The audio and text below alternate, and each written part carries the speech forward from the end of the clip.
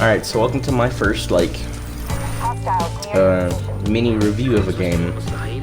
Literally all of my other game reviews are like 20 minutes long, and I haven't made a good and bad or review of a game in about a month now.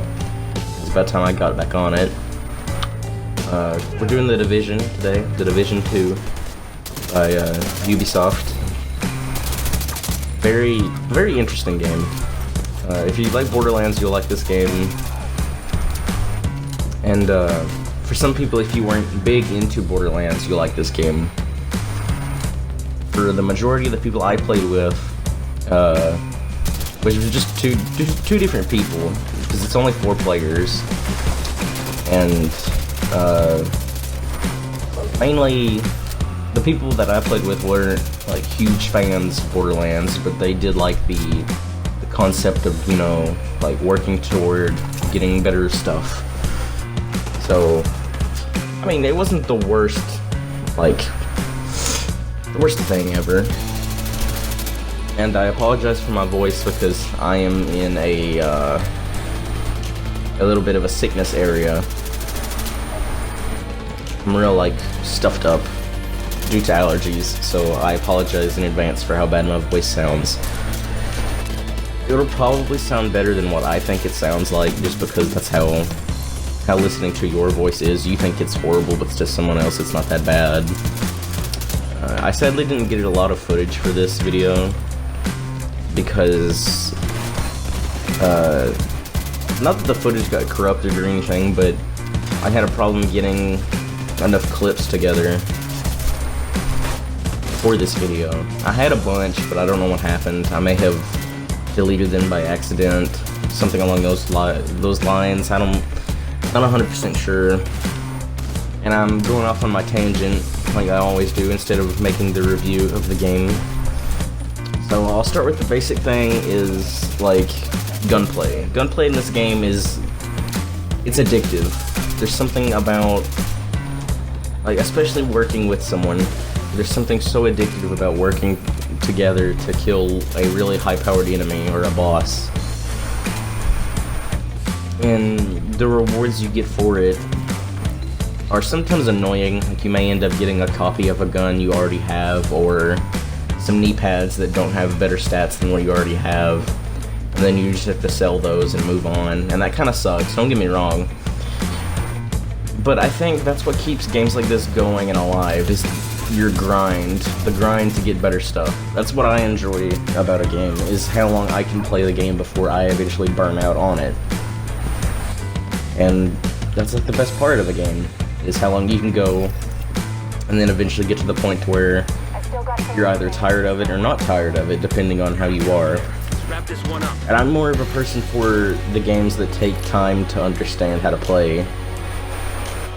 I'm not a favorite, overcomplicated games aren't that fun to me, but I do like games that I struggle to understand at the beginning, and then by the end, I can pick something up and know the stats by just looking at the gun itself instead of the statistics behind it. And I enjoy games that do that because it makes you feel real powerful toward the end, but it doesn't make you feel like you're a god. It doesn't make you feel like you've spent all this time just to be able to not be able to play the game because of how strong you are. Because the game ramps up the difficulty as you progress.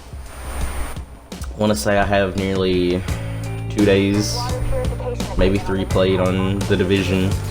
I always want to get at least a day played on a game before I go in and make a review of it, because by that time I should have enough time put into the game to understand what I'm talking about or doing. And it certainly helps the situation. It makes me sound smarter than I am. And really, that's what makes this game so addictively fun, is how health and armor and everything work in this game. Is you can have people run specific things that help repair armor, make it to where you can revive your friends with gadgets and tools that you wouldn't have normally. So really, the game is based around what you want to do in general, is when you're making your loadout. You can make different skill points put into different things. You can have those skills do different things based off of what they are. If you get a drone, you can get like 4 different specifications where it'll shoot projectiles out of the air or it'll cover your back.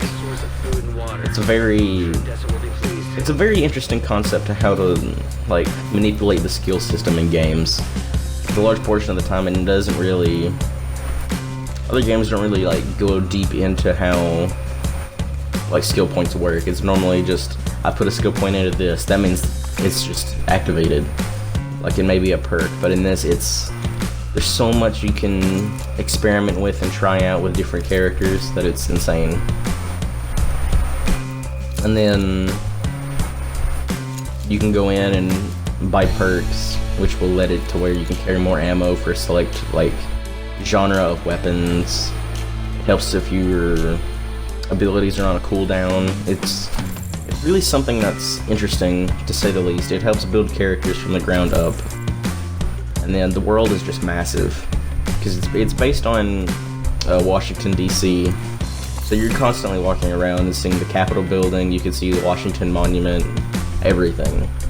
And if you've never been to Washington, D.C., I've never been, it's pretty much an exact replica of the city. People have seen their own apartment buildings in the game, and they can look out their window and see what the player sees from the game. And it's quite amazing, honestly, that technology's got this far. But at the end of the day, there are some issues with the game. The movement system is a bit clunky. When you get into cover, it feels a little weird. It doesn't always seem that rewarding for stuff, but it makes up with it for its customization, because you can customize your character through anything, really. From your shirt, your pants, what you wear on your neck, masks, hats. You can put little charms on your backpack if you want. It's very helpful. Well, not helpful, but, you know, it keeps the game interesting. And that'll probably be it for the mini review today.